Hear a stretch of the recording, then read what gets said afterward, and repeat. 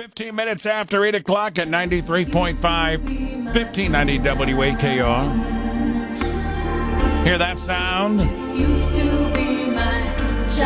Song from the movie A League of Their Own. That's Madonna. That's where we're going today as we go to film school on WAKR with film study professor Joe Fortunato, who takes time to join us each and every Friday here on the show. So, Joe, let's go back. 1992, kind of a sports comedy film. I love this. I went back and watched it again a couple of weeks ago. It's a great cast. It's a great story. It's got some drama. It's got some emotion, and it's got some comedy. It's got all of that. And good morning, Ray. Good morning, everybody. We are talking about A League of Their Own today, which celebrates, believe it or not, its 30th anniversary this summer. It was directed by Penny Marshall, that's TV's Laverne, who also directed Tom Hanks in Big. It was written by Lowell Gans and Babalu Mandel, who, aside from doing some TV work on those ABC comedies, also wrote the film Splash and City Slickers. So it does have a very high pedigree of talent behind the camera. As you mentioned, the cast, Tom Hanks, Gina Davis, Madonna, Rosie O'Donnell, kind of a who's who of stars of the 90s. It was about, for those who haven't seen the film, and hopefully a lot of you have, it's about two sisters who joined the first female professional baseball league, and they have their own growing rivalry. Penny Marshall, who was a lifelong baseball fan, was inspired to develop this film after seeing a PBS documentary about the All-American Girls Professional Baseball League, which was a real thing during World War II. The film actually inspired several television adaptations. There was a short-lived TV series right after the film in 1993, and some of you might be aware that there's currently, it was just released a month ago, a new series on Amazon Prime inspired by A League of Their Own. So that's currently playing. Some other fun things, the probably the most famous line in the movie, "There's no crying in baseball," was voted number 54 in the movie quotes by the American Film Institute. Joe, let me ask you this. When we look at the movie, how much of this is a true story, and maybe none of it really, except for covering the women's baseball of the 1940s, but maybe talk a little bit about the background and the plot of the movie, and if there are any real-life situations surrounding the movie.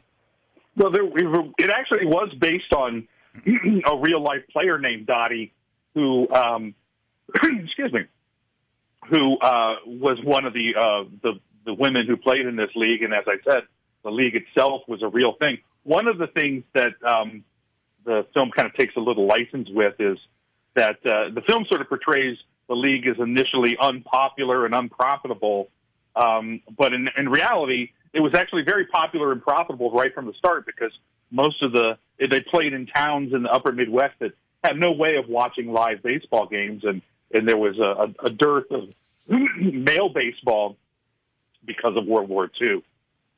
Joe Fortunato is with us, film study professor. We're looking at the movie A League of Their Own. So get into the casting. I love it when you take us behind the camera a little bit to this movie. Tom Hanks, of course, perfect as Jimmy Dugan, but get into the casting in this movie, Joe.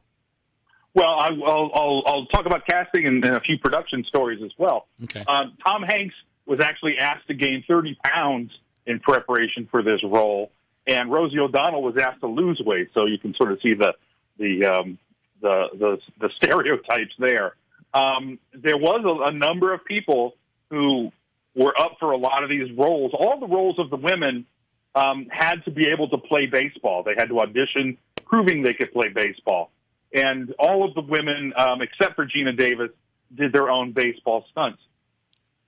Brooke Shields was offered the female lead role, but she was written out after a writer's strike in 1988. She was replaced by Deborah Winger, but then Winger backed out because she didn't, once Madonna was cast in the role, she thought that was a publicity stunt and didn't want to be involved. So she left and was replaced by Gina Davis.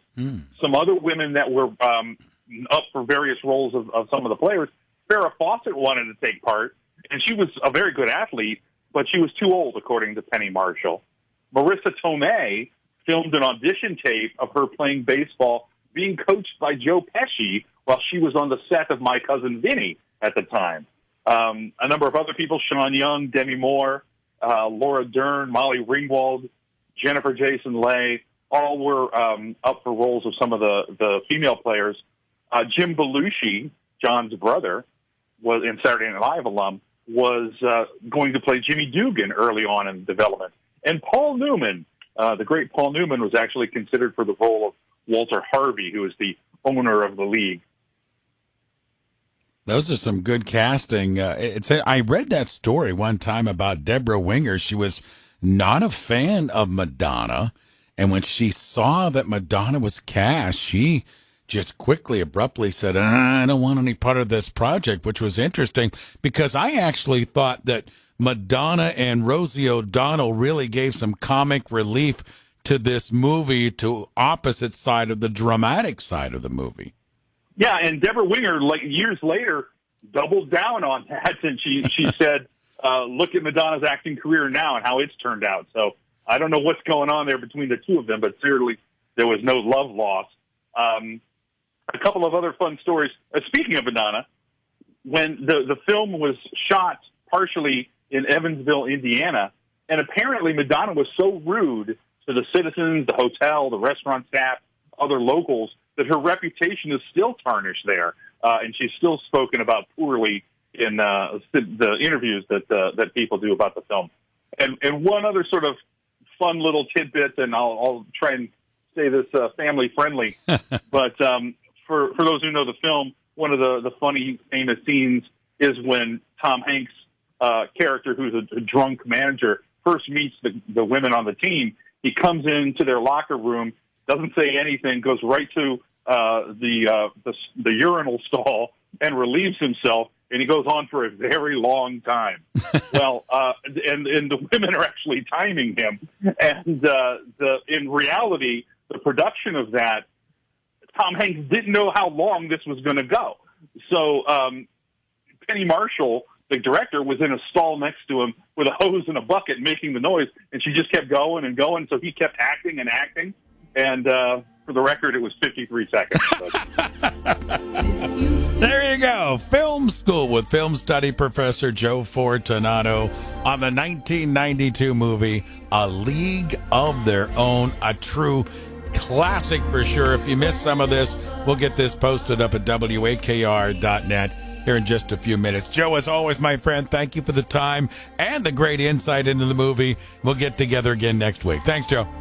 Thanks, Ray. There you go. Joe Fortunato, film school professor.